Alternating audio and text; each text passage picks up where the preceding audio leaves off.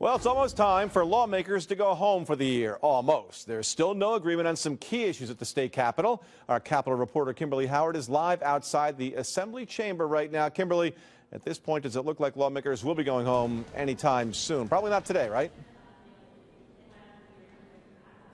Probably not, Greg. Several of them have told me that they fully expect to be here tomorrow, maybe even Friday. Now, several bills have been passed in both the Assembly and the House, but mostly highly localized bills. There's still a lot of question about some larger issues, leaving people to wonder, what about rent control and education? Vote on the floor. Clerk will record the vote. This would be called kind of grinding it out. Your bill is passed. Just hours before the 2015 legislative session is scheduled to end. That's why my suggestion would be, let's get done all the bills that we need to get done, the local bills. And if there's no agreement, then I think we break session and get out of town, because right now to keep this legislature in session costs a lot of money. Still, many people are eagerly awaiting key decisions. Among them, how many charter schools will be allowed to operate in New York State.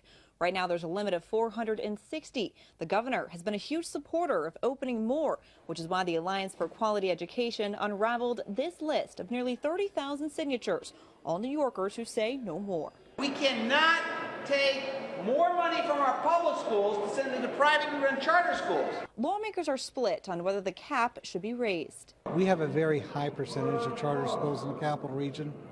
Somewhere between 15 to 20% of the children I represent are in charter schools.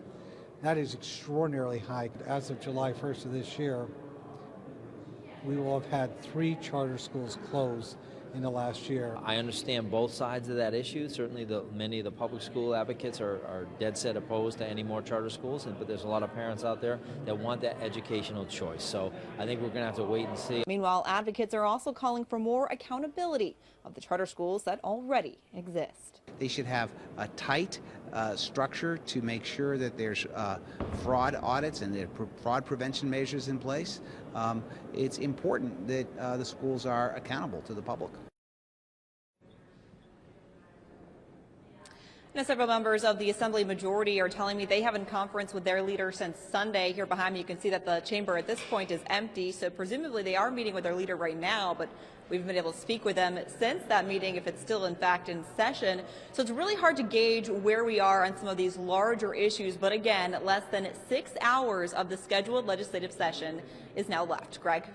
And as we look ahead to tonight, they may still deal with the property tax cap, maybe making that permanent, maybe not. But also MMA, New York, the only state without legalized MMA, and that could come up tonight and could even pass.